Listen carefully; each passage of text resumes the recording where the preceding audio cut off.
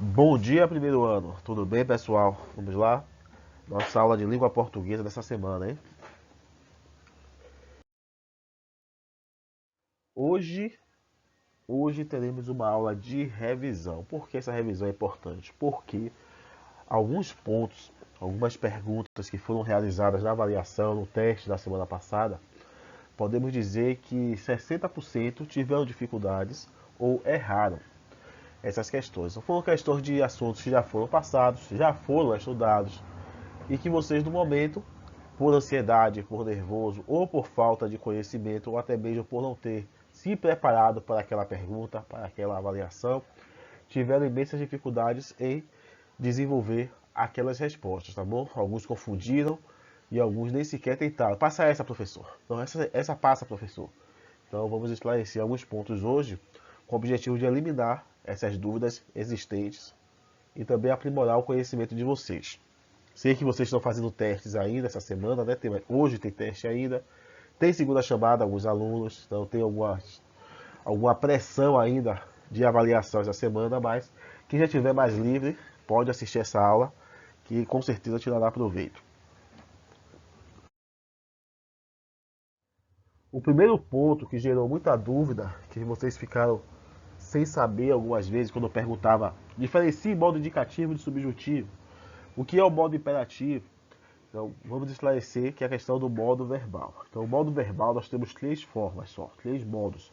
Ou vai ser modo indicativo, ou vai ser modo subjuntivo, ou será o modo imperativo, certo? Então, são três opções. Quando se fala de modo indicativo, quer dizer que aquela forma verbal que vai estar na oração vai expressar uma ideia de certeza, algo que é certo, tá bom? Então vai apresentar algo concreto, algo seguro, sem nenhuma sombra de dúvidas. Então, quando a forma verbal que está presente na oração expressa convicção sobre alguma coisa, independente de ser no presente, no passado ou no futuro, ali é o modo indicativo, certo? E qual é a diferença do modo indicativo para o modo subjuntivo? O modo subjuntivo é justamente o oposto do indicativo. Vai expressar uma possibilidade de que algo venha a acontecer.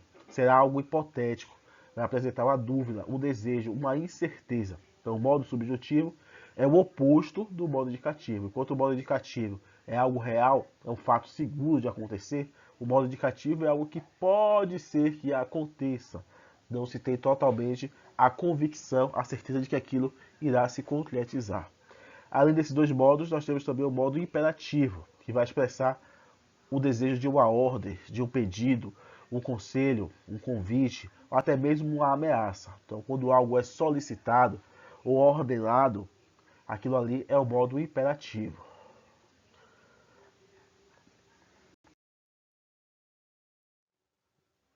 Tempo verbal. Vamos ver somente o modo indicativo, tá bom? Dentro do modo indicativo, eu tenho presente, eu tenho pretérito perfeito, tenho pretérito imperfeito e tenho pretérito mais que perfeito. E também futuro do presente e futuro do pretérito. Então, quando se fala de tempo verbal, modo indicativo, eu tenho essas seis opções, certo? São seis opções de tempo dentro do modo indicativo. Modo indicativo, seis tempos. Vamos olhar um de cada vez. O presente do modo indicativo, como estamos falando de modo indicativo, todos os fatos serão fatos reais. Algo que tem possibilidade ou algo que é seguro de que venha a acontecer. Não é o modo da dúvida. O modo da dúvida é o modo subjuntivo. Aqui estamos falando de algo real, algo que vai acontecer, que deve acontecer, tá bom? Então, primeiro é o presente. O presente vai indicar, como já sabemos, um fato real e que está situado, quer dizer, isso indica, o verbo indica, algo que ocorre no momento da fala. No momento que a pessoa está falando, é que aquilo está acontecendo. Isso é o presente. Quando eu digo ali no exemplo, eu leio. Quer dizer, no momento eu estou lendo. Isso está acontecendo agora, nesse momento. Então isso é o presente. Um modo pretérito, o pretérito perfeito indica um fato real, cuja ação foi iniciada e concluída no passado.